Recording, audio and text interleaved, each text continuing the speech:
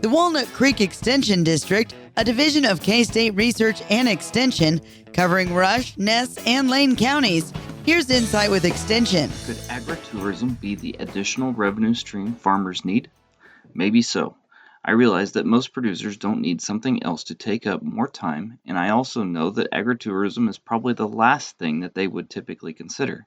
But this is not about providing a playground for kids or a shopping center for adults. We typically think of weddings, pumpkin patches, orchards, or dude ranches, but this is a whole different subset to the industry that many are potentially missing. Tourism in Kansas is growing, even in west central Kansas. We don't have vast regions of public lands, trails, rivers, mountains, etc. But we already have pretty good hunting, neat museums, some amazing churches, and wide open spaces with modern agriculture and lots of history that has been passed down through the generations. And while hard to believe in relative terms, it is cheaper. Today, there is a newfound interest in getting back to nature, seeing where the food really comes from, and being immersed in the occupation, but doing so in a slower pace and doing it without breaking the bank. The last thing most of us want to do during harvest is to have guests getting in the way, but I would challenge you to consider what this might actually look like. There's a spare seat in most combines. Wouldn't you like a paid passenger? A targeted tourists of today are baby boomers that are still active, still interested, and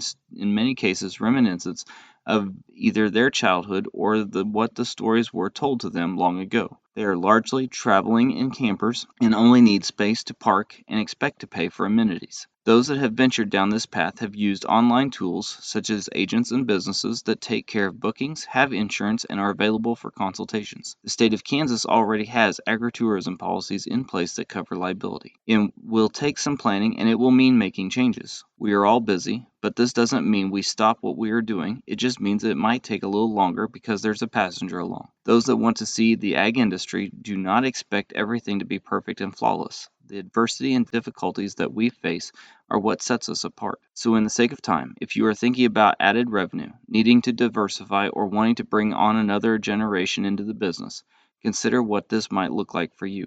Advocacy is important, and nothing speaks louder than seeing what we do in person. The work isn't changing or going away, but the experience of talking through our situations to an unbiased person that is legitimately curious is inspiring and therapeutic. Insight with Extension on Thunder Country 93.5.